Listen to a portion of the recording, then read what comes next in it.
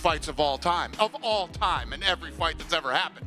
But you look at those two separately, and you know, it wasn't their night tonight, and it wasn't an exciting fight. Yeah, I thought I would win against Anthony, but here I am with a broken jaw, learning the hard way. I'll heal.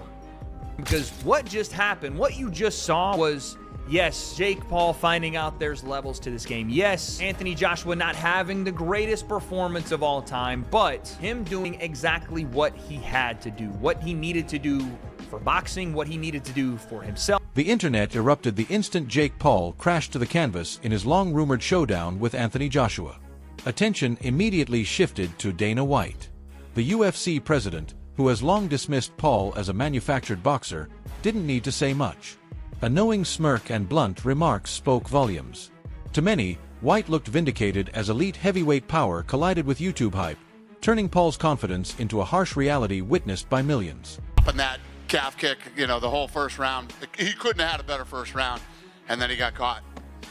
Do you feel it's one of those things where, like, he got caught, or is it one of those things where Handman age might be catching up to him, he might be slowing down? Which one do you think it could be? After Anthony Joshua violently stopped Jake Paul in the 6th round of their heavyweight clash, the combat sports world hasn't stopped buzzing. Paul was rushed to the hospital with a broken jaw and multiple facial fractures. The damage was serious enough to require surgery, including titanium plates and the removal of several teeth. Thinking, for my own credibility, I've got to knock you out, but I've got to try and knock you out where I'm not hurting you as much as what I could if I unleashed. Yeah. And with the punch you said that he landed, it's not his best punch, it's his most powerful punch, right? Yep. And he's shattered his jaw in 2 places, right? So Anthony Joshua gets his 70 million, whatever it is, but I think he's sitting there thinking, thank God for that, thank God.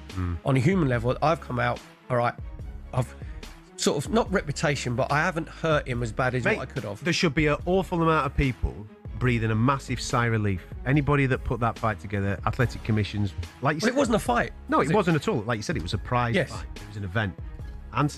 If Anthony damages him, he's got to live with that for the rest of his life. Absolutely. That's a lot of stress to deal with, you know what I mean? So I'm sure he's bleeding inside of relief. The team that have put him in there, that have negotiated that for him, but the authorities that put that on and commissioned it as a proper boxing match, I've no doubt. Does that go on his... Because yeah, it's a professional boxing. Do you know what? If I was Anthony Joshua, I would be saying, I don't want that on my record. Well, but for the credibility of them putting the fight on, they would have said to him, no, we've got to say this. It's been commissioned. It's going to be a proper fight. And yeah, I found it... I love my boxing, but I just find the whole thing really, really unedifying. You said about get followers. You mentioned Tommy Fury. Tommy Fury is nowhere near his level of getting like a British title fight or whatever. Nowhere near. So it's basically he's like... Beat Jake Paul. Well, oh yeah, sorry, yeah, beat Jake Paul. But so yeah, but what I'm saying is that 100. I stand by that, and I think Tommy would admit that. You know what I mean? To become a British champion, it's a very prestigious thing to do, and I think he would struggle to do that. But I think when I was reading, he got 5.6. Medical scans later revealed Paul's jaw had been broken in 2 places, a severe double fracture. Following the fight, Paul drove himself to the hospital, where doctors confirmed the extent of the injury. Recovery was expected to take 4 to 6 weeks. Paul later shared X-rays and scans on social media, confirming the fractures and thanking fans for their support. Dana White, who had called the fight a bad idea from the start, saw the outcome as proof that Paul was outmatched against a former heavyweight champion. White even joked that much of the fight's appeal came from fans waiting to see Paul finally get stopped. Oh, Jesus. That's a fucking bad idea. That's a bad idea. But let me tell you what. A lot of people watch that one. Will you watch it? Sure. You know what everybody's tuning in for on that one. I think everybody's going to get... Analysts have since described the entire build-up and outcome as a real-life Tom and Jerry episode, arguing the result was inevitable. Jake Paul played the loud, cartoonish antagonist for months, while Anthony Joshua stayed quiet, composed, and patient. Once the bell rang, the theatrics disappeared. Joshua's power, timing, and ring intelligence overwhelmed Paul, shocking casual viewers but not seasoned boxing observers. Oh man, great performance by Jake, brother. Come on, bro. He's a fucking legend for that. He has such big balls getting in the ring with that guy, dude. Josh was a monster. He stayed in it the whole time, and I'm really proud of Jake, dude. All my respect to him, bro. Whatever outcome. I mean, dude, he went 6.5 rounds with Anthony Joshua, one of the best in the world. So I got nothing but respect. And got up like 2 times. No, it was sick. Talk about that. I mean, there's been other heavyweights that have felt that right hand who haven't got up. The Nagano, so many people, bro. The overhand right. Jake's got a tough chin, dude. I think he does whatever he wants after this. He just has such big balls, dude. He had to keep moving. That was the only strategy. People are gonna say he ran around the ring. They don't know. They don't understand fucking boxing. He showed a ton of heart, right? What's next for Jake Paul? Before the fight, legendary trainer Teddy Atlas surprised many by outlining a possible, though unlikely, path for Jake Paul to win. Atlas stressed that styles make fights, suggesting Paul could use youth, foot speed, and movement to frustrate Joshua if Joshua's timing wasn't sharp. He envisioned Paul circling, avoiding exchanges, and sneaking in a right hand when Joshua overcommit. It wouldn't be attractive, but Atlas believed survival, evasion, and stealing rounds offered Paul his only chance. Talk about news that broke out, and it's someone that you've always shown respect to, and I've asked you these questions before about Jake Paul. We had a surprise announcement just the other day about him and Anthony Joshua. What was your reaction when you saw that announcement? It shocked a lot of people in boxing. What did you make of that, or what do you make? Jake hasn't made too many mistakes so far, so it got my attention. It got Teddy's attention. He's been growing. He's been growing in the ring. He's been growing outside the ring. He's been growing in confidence. I think that in the Canelo situation, that didn't happen. He was ready to do that. I think if anything else, if nothing else, he's showing you that he truly is believing in himself. And that, you know, he's been a work in progress. He still is, and he's showing you he's putting his money where his mouth is. Everyone's calling for him to do this, to do that, and you know he's always had the advantage with guys that weren't real fighters. They were fighters. They were older fighters. They were MMA fighters. They were this. They were that. They were smaller. They were older. Now he's taking a guy that's bigger, older, but bigger. A real can't debate if he's a fighter. 2-time heavyweight champ. Coming off, but he's a smart son of a gun. He's a gutsy son of a... I always stood up for him because everyone was saying he was hurting the sport. He wasn't hurting the sport. In some ways, he was bringing interest in a different way to the sport. But he, you know... Marketed as Judgment Day, the bout was scheduled for 8 3-minute rounds at heavyweight. Joshua entered as a massive favorite, standing 6 feet 6 inches and weighing around 243 pounds compared to Paul's 216. After cautious early rounds, Joshua took control, dropping Paul multiple times in the 5th before finishing him early in the 6th at 131 with a crushing right hand that forced the stoppage. Anthony Joshua. Paul was sturdy for the first couple of rounds, but as the fight went on, the more experienced Joshua began to take control. After continuously connecting in the 5th round, it was only a matter of time before it was over. In the 6th, Joshua went on to knock out Paul with a big right hand.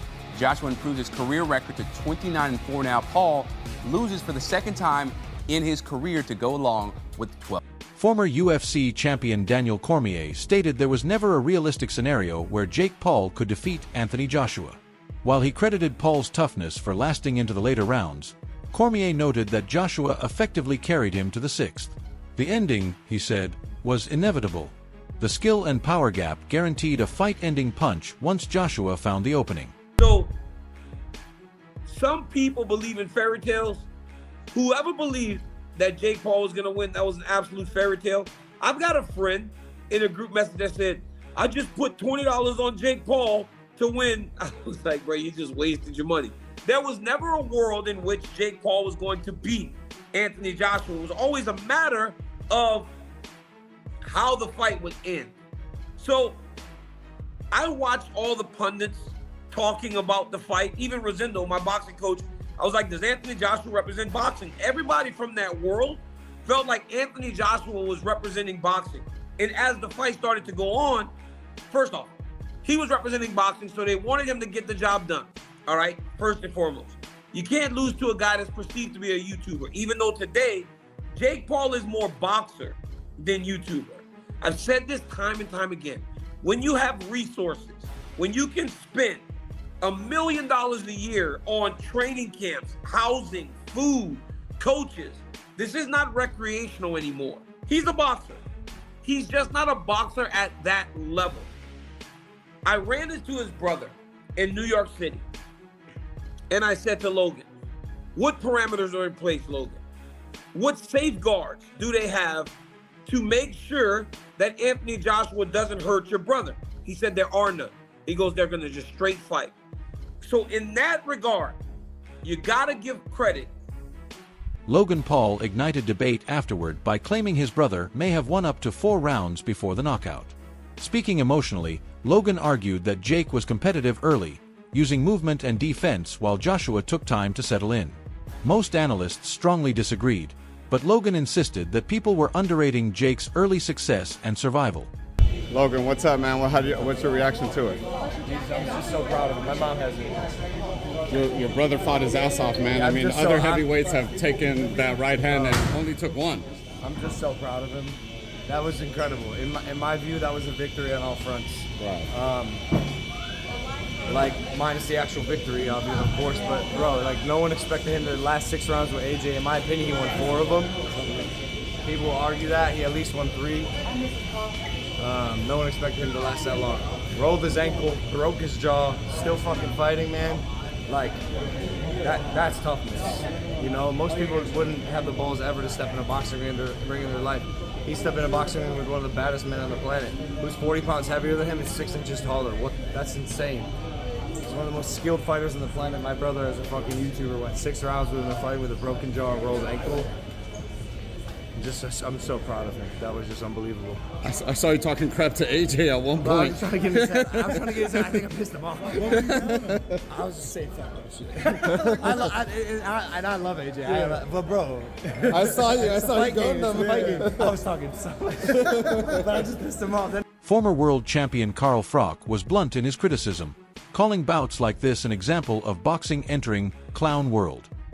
Froch questioned Joshua's decision to face a YouTube star instead of elite contenders, arguing that such fights damage the sport and dilute Joshua's legacy.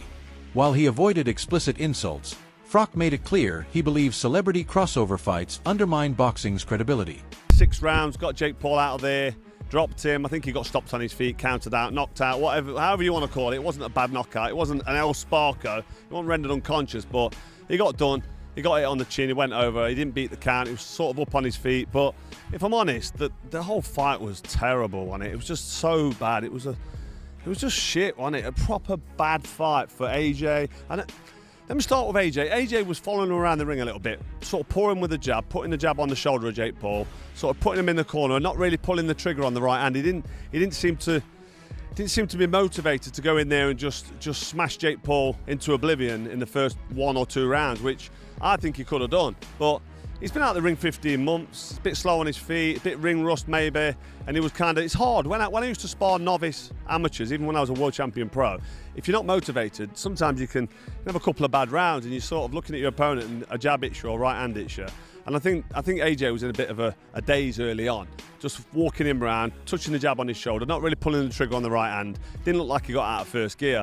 Jake Paul was just on pure survival mode from round 1 right through to round 6. I don't know if he's got a moral victory going 6 rounds. Maybe he has. People might give him credit for going 6 rounds, but he got in there and just survived. He just went in there and ran like a chicken from round 1 right through to round 6 when he got splattered. And it's like, it's just, you can't really justify what he's done, because this is supposed to be a professional sanctioned boxing match. And I think it brings the integrity of the sport down when somebody like AJ, is a 2-time world champion, can't get in there and just completely dismiss somebody like Jake Paul, who I've said for ages can't. Veteran boxing journalist Gareth A. Davies raised serious safety concerns about the matchup. He pointed to the size difference and experience gap, warning that the fight pushed the boundaries of what should be allowed. Davies stressed that if Joshua landed clean shots, the consequences could be severe. While acknowledging the spectacle, He urged regulators and promoters to prioritize fighter safety. Even after the knockout and broken jaw, many respected figures still praised Paul's courage and resilience. Doing it. I'm not going to be with a guy I know what subjects we're going over. So, as I am with you, there is a danger in this fight. The odds are, Joshua's 1-12, obviously. Jake Paul is 6-1, yeah, to win this fight in a 2-horse race in which this is a guy who lost to Tommy Fury, Tyson Fury's brother, in an 8-round fight, who, for me, I wrote that it would damage his legacy a week ago. It will damage his legacy for several reasons. If the Deontay Wilder fight never emerges, which it looks like it isn't, I've been calling for that fight for ages. If those two got in a ring together, it's still a massive fight. It's a dangerous fight to sanction, in my view. It sets the wrong precedent. It is 10-ounce gloves. It is a boxing match. It's not an exhibition. This isn't a 58-year-old Mike Tyson. This is one of the most dangerous finishers in the world, who is probably 5 levels above Jake Paul and a weight division above him. I think it's irresponsible to let those two in a ring together in a proper boxing match. That's my view. It doesn't damage his bank balance, but if he earns $70 million for this, are we... MMA legend Anderson Silva echoed those sentiments, urging fans to respect Jake Paul for stepping into the ring with a former heavyweight champion and for showing improvement and bravery. However, many viewers criticized the fight's excessive clinching and rough tactics.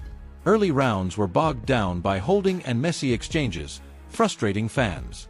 The referee even warned both fighters mid-bout to clean it up, as the lack of fluid action diminished the entertainment value many expected. By the way, Anthony Joshua put on a show in Miami, taking on Jake Paul in a much anticipated heavyweight bout, and in the end it was AJ who delivered exactly what we wanted in the end. He stopped Paul in the 6th round to get the victory. I'm just seeing pictures online just now of Jake Paul with a broken jaw. The guy's crazy. He's sticking his tongue out, blood everywhere. He's playing up to the cameras. He's quite the showman.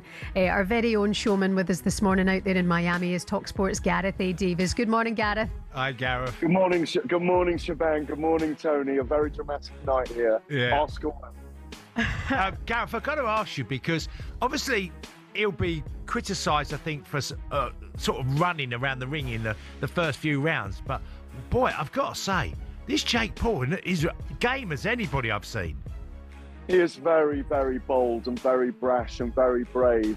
And he did extraordinarily well to take Anthony Joshua 6 rounds tonight. Yes, he ran around, he was elusive, but then he clinched, and I think he landed about 4 or 5 punches. Arguably, he might have won the first round and another round in there. So he did a brilliant job for his own resume, for his own career. And as you say, he's in hospital right now. He's posting the pictures already on Instagram. The scars of battle, the wounds of battle, the broken jaw, his teeth are rearranged a little bit. He gave it his all, but he wasn't good enough.